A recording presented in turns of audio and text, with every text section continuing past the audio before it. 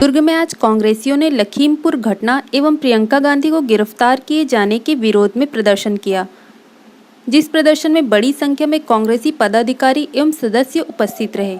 दुर्ग हिंदी भवन से मार्च करते हुए दुर्ग कलेक्ट्रेट पहुंचकर कांग्रेसियों ने उग्र प्रदर्शन किया। प्रदर्शन के बारे में दुर्ग विधायक एवं भिलाई के कांग्रेस अध्यक्ष मुकेश चंद्राकर ने मीडिया को कुछ इस तरह से बताया।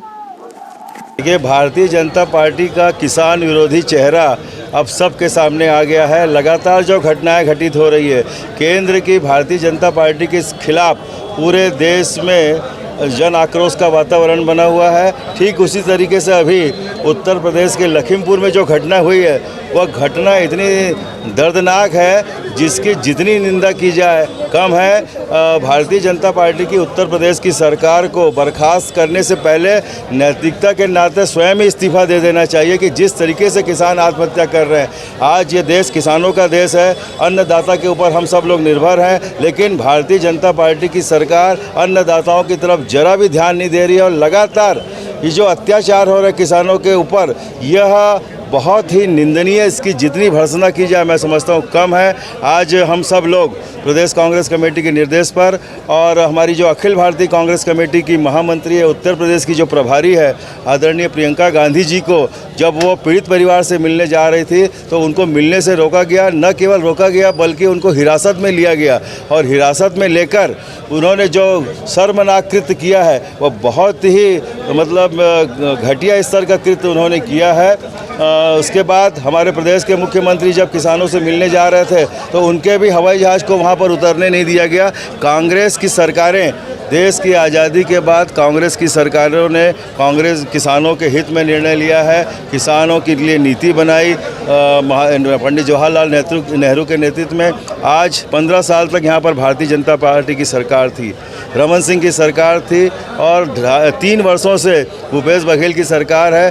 भारतीय जनता पार्टी के आप आंकड़े देखेंगे तो उसमें हर वर्ष किसान आत्महत्या कर रहे थे। कुल 15 वर्षों में 4000 से अधिक किसानों ने आत्महत्या की और छत्तीसगढ़ में कांग्रेस की सरकार आने के बाद एक भी आत्महत्या हमारे सामने नहीं आई है, बल्कि किसानों का कर्जा माफ़ हुआ, धान का समर्थन मूल्य दिया गया, गोधन न्याय योजना, राजीव गांधी न्याय योजना, जितनी भी योजनाएं हैं किसानों के हित में, सर्वहारा वर्ग के हित में ये छत्तीसगढ़ की सरकार काम कर रही है। इस सरकार से केंद्र सरकार को सीख लेनी चाहिए और किसानों के हित में निर्णय लेना चाहिए, नहीं तो 2024 के चुनाव में देश की जनता भारतीय जनता पार्टी को खदेड़ने में पीछे नहीं रहेगी। लखीमपुर के दोषियों पे किस प्रकार की कार्रवाई चाहते हैं? लखीमपुर के दोषियों को सख्त से सख्त कार्रवाई की जानी चाहिए। ऐसे लोगों को बख्शा नहीं जाना चाहिए जो किसानों के साथ इस तरीके का आचरण करते हैं और उनकी जान लेते हैं। किसानों की जान लेने का हक और किसी की भी जान लेने का हक किसी को भी नहीं है। देखिए, लखीमपुर में 3 मांग को लेके किसान लोग शांतिपूर्ण ढंग से आंदोलन कर रहे थे। उनको कार से कुचला गया। उनके परिजनों से मिलने के लिए हमारी महासचिव श्रीमती प्रियंका गांधी जी पीड़ित लोगों से मिलने जा रही थी, उनको गिरफ्तार किया गया। हमारे सीएम साहब के, मुख्यमंत्री जी के हेलीकॉप्टर को, उनके प्लेन को वहाँ पर उतरने नहीं दिया गया।